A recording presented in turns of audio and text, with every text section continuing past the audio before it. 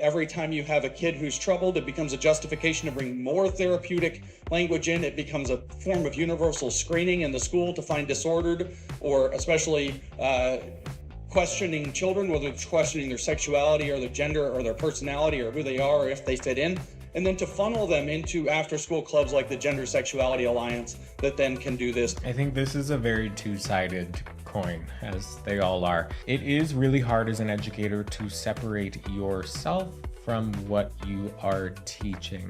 And arguably, based on some of the neuroscience data and studies that have been out there, it is less effective to not bring who you are to your role as a teacher. But it is a very delicate dance to not project things onto your students based off of your experiences, because I've definitely done that, and that's not exclusive to teachers. That happens all around the world every day in so many situations. So yeah, what he's talking about here could and is a concern.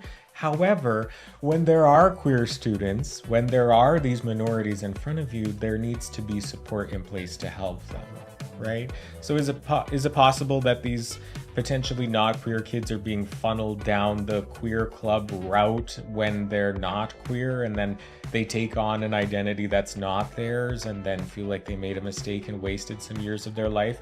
Absolutely, that's a possibility. So if that happens to 1 out of every 10 kids, right, that weighs less to me morally and psychologically than it does for 10 out of 10 kids not getting any support when they need it. You know, everything you do can be a mistake.